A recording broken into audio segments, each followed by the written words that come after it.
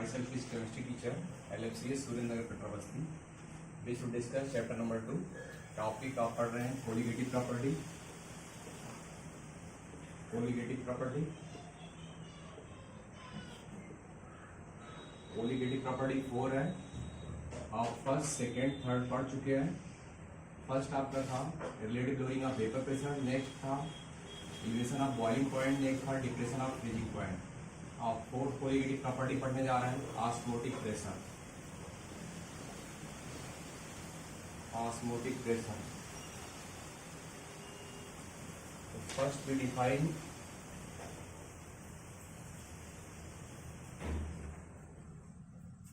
Osmotic pressure. Osmotic pressure से पहले आप सेमी परमेबल मेम्ब्रेन के बारे में बताएंगे.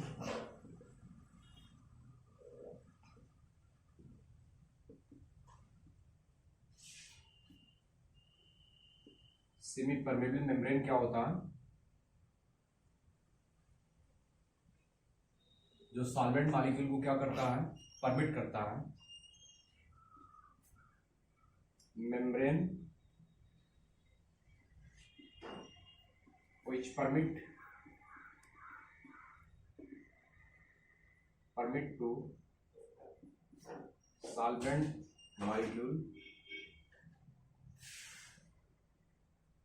membrane which only permit to solvent molecule is known as semi permeable membrane. जैसे आपके पास जो है ये सोल्यूशन है, इसका कंसंट्रेशन C1 है, इसका कंसंट्रेशन C2 है, और ये आपका क्या है? सेमी परमेबल मेम्ब्रेन है. ये सेमी परमेबल मेम्ब्रेन इमेजिन करिए इसका कंसंट्रेशन क्या है? ज़्यादा है, तो कंसंट्रेशन इसका ज़्यादा होगा, इसका कंसंट्रेशन कम है, तो जो सॉल्वेंट के मॉलिक्यूल होंगे इधर फ्लो करेंगे. तो ये जो सॉल्वेंट के मॉलिक्यूल क्या कर रहे हैं?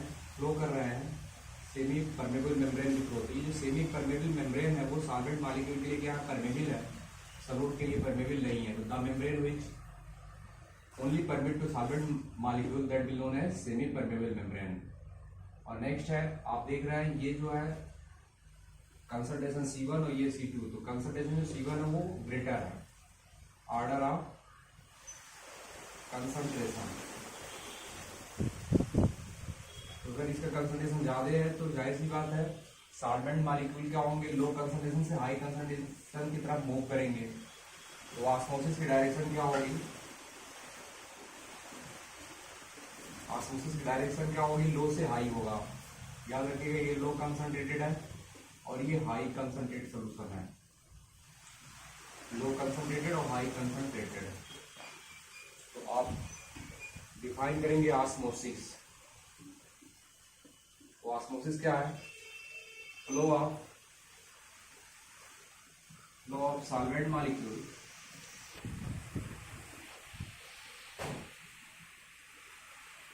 From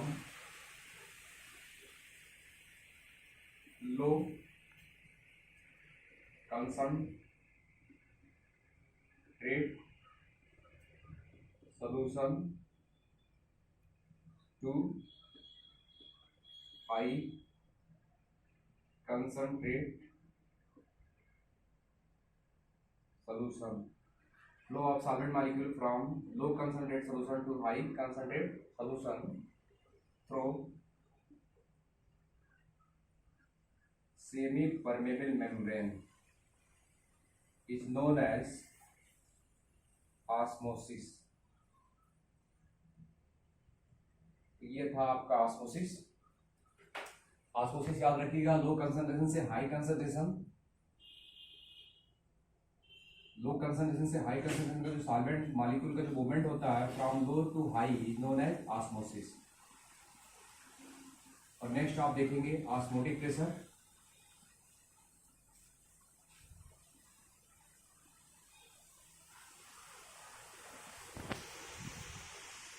next we discuss osmotic pressure. Osmotic pressure.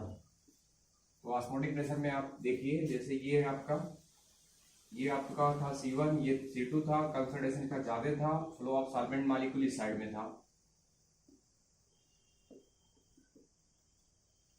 Flow of solvent molecule, flow of solvent molecule low concentration to high concentration की तरफ मूव कर रहा है। तो जब ये सॉल्वेंट मॉलिक्यूल क्या करेगा, मूव करेगा, तो एक कंडीशन ऐसी आएगी कि ये जो सॉल्वेंट मॉलिक्यूल है आने वाले मॉलिक्यूल का क्या करेगा, अपोज करेगा। तो जिस प्रेशर से वो क्या करेगा, आने वाले मॉलिक्यूल का अपोज करेगा, उसी का नाम क्या होगा, ऑस्मोटिक प्रेशर। इसको डिफाइन कर लेंगे, the extra pressure,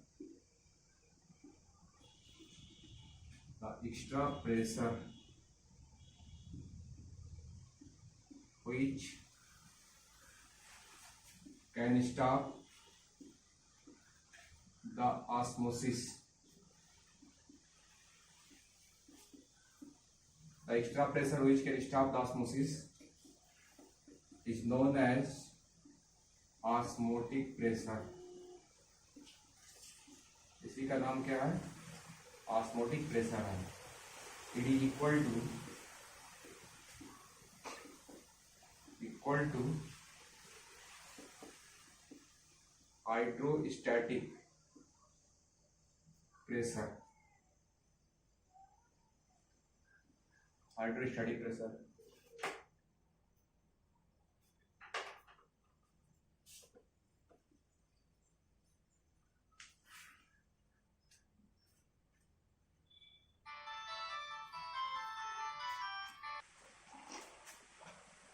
next we discuss hydrostatic pressure. तो ये एक सिस्टम है जिसके अंदर हाई कंसंट्रेट सोल्यूशन है, और ये जो बीकर है इसके अंदर लो कंसंट्रेट सोल्यूशन है, और ये आपका जो है सेमी परमेबल मेम्ब्रेन है। सेमी परमेबल मेम्ब्रेन याद रखिएगा, सॉल्वेंट के लिए परमेबल होगा। तो ऑस्मोसिस क्या होगा, लो से हाई।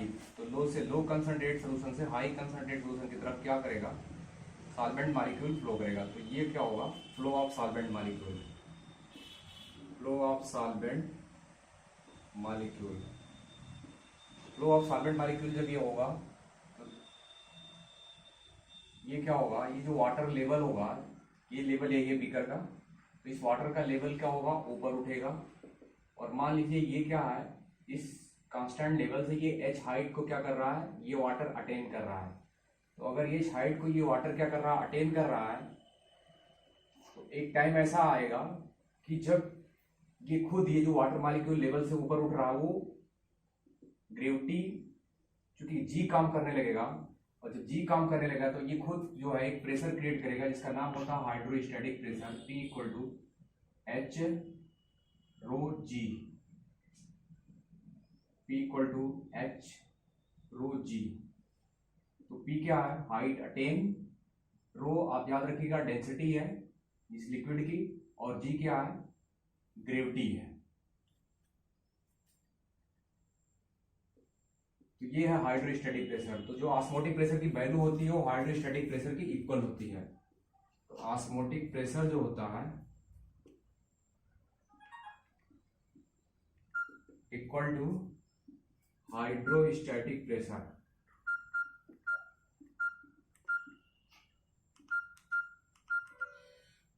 हाइड्रोस्टैटिक प्रेशर इसको आप, ये फार्मूला होता है PV equal to NST.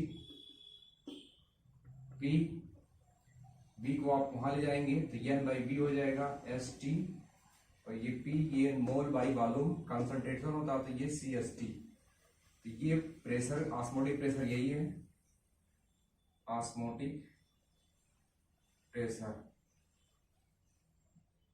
Osmotic pressure equal to C S T. Yes याद रखिएगा, सोल्यूशन कांस्टेंट है, solution constant.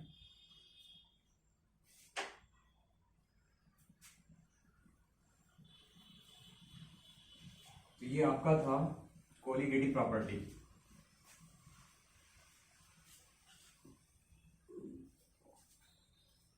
Next we discuss abnormal colligative property. Abnormal colligative property. Abnormal colligative property क्या है, ये बहुत इंपॉर्टेंट है।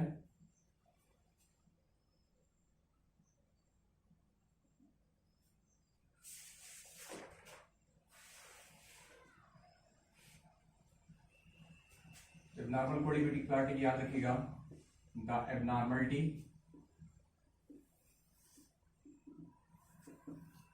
is arises when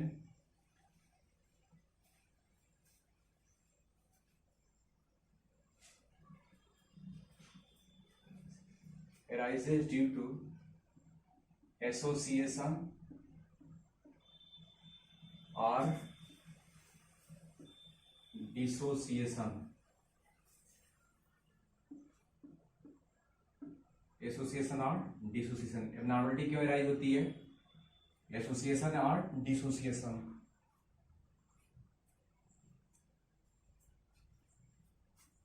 of the electrolyte in the solution.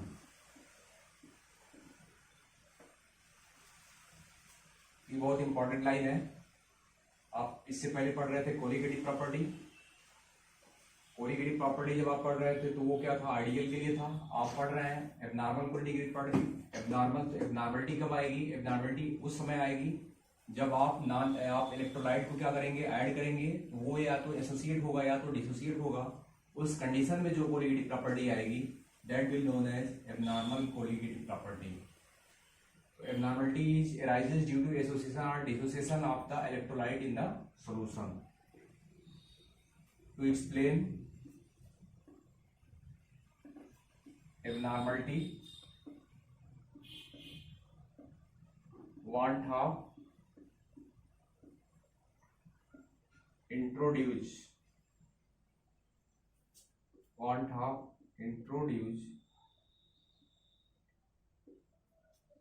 ये factor I that is known as want of factor।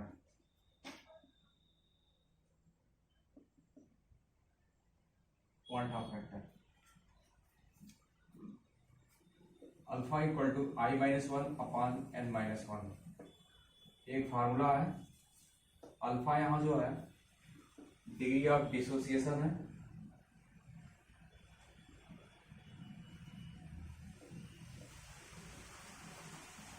आई याद रखिएगा van't Hoff factor,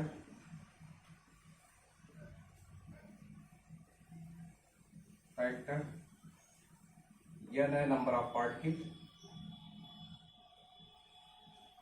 number of particle.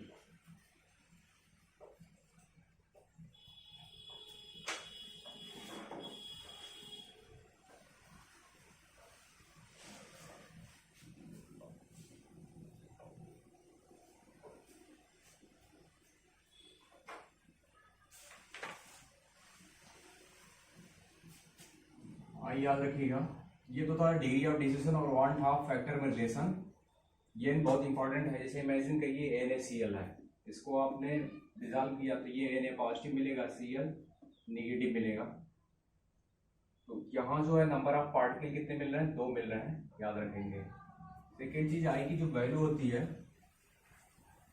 आई होती है number of particle after dissociation.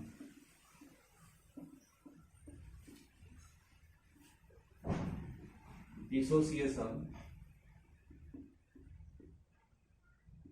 और association divided by number of particle,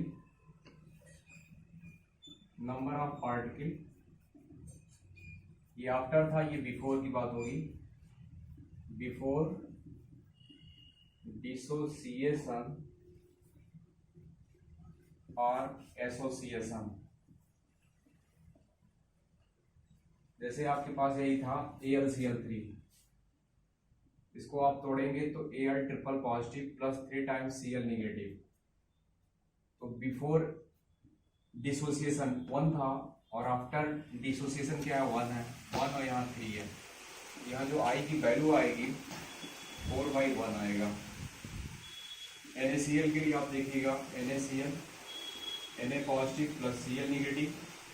I की value 1 एक है, एक यहाँ है, 2 है, तो 2/1। तो आफ्टर डिसोसिएशन 2 है, बिफोर 1 है, तो 2/1, 1/2 फैक्टर 2 आ रहा है।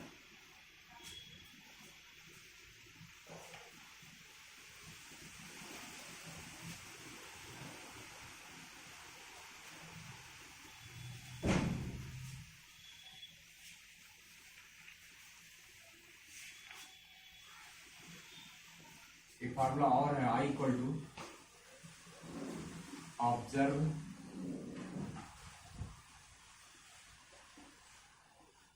कोलिगेटिव प्रॉपर्टी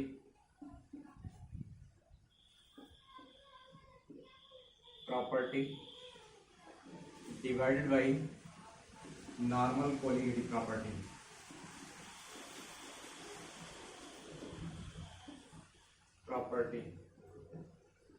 याद रखिएगा, ऑब्जर्व, जो भी ऑब्जर्व कोलिगेटिव प्रॉपर्टी आएगी और जो नॉर्मल कोलिगेटिव प्रॉपर्टी है उसका जो रेशियो होता है वो भी क्या होता है, 1/2 फैक्टर होता है।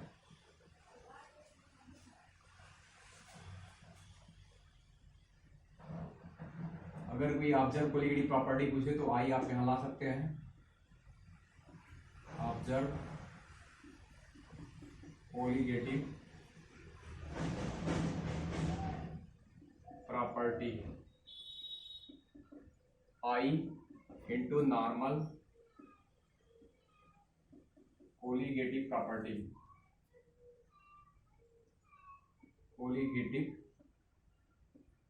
प्रॉपर्टी। याद रखिएगा, नॉर्मल आप पढ़ चुके हैं। ये जो ऑब्जर्व कोलिगेटिव प्रॉपर्टी होगी, जैसे आपका पहला केस था,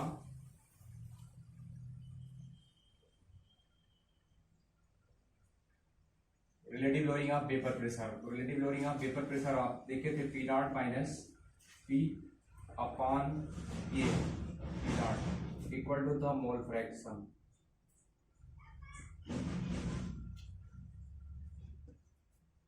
तो आप इसको लिख सकते हैं मोल फ्रैक्शन क्या था, एक्स। ये सॉल्यूट का होता है मोल फ्रैक्शन, याद रखिएगा, mole fraction of solute, MF of solute equal to i into P naught minus P upon P naught. तो आपने इंट्रोड्यूस कर दिया आई फैक्टर, तो मोल फ्रैक्शन ऑफ जो सॉल्यूट आएगा i times of relative lowering of vapour pressure. Second आपने निकाला था delta TV equal to K B M. उसमें जब आप आई इंट्रोड्यूस कर देंगे तो delta TV equal to i K B M. ये हो गया नॉर्मल कोलिगेटिव प्रॉपर्टी और ये हुआ एबनॉर्मल कोलिगेटिव प्रॉपर्टी। आपने, ये तो था दूसरा कोलिगेटिव और ये एबनॉर्मल कोलिगेटिव। तीसरा था आपका delta T F equal to K F M.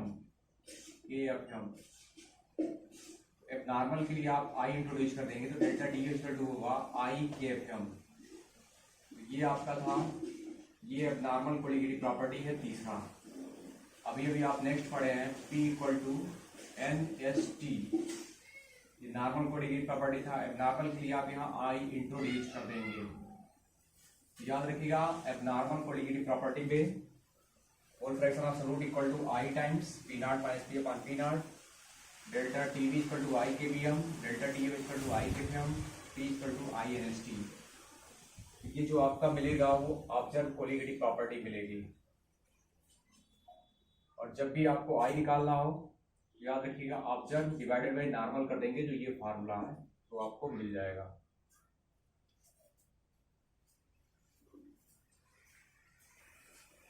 Next topic discussion next time. Thank you.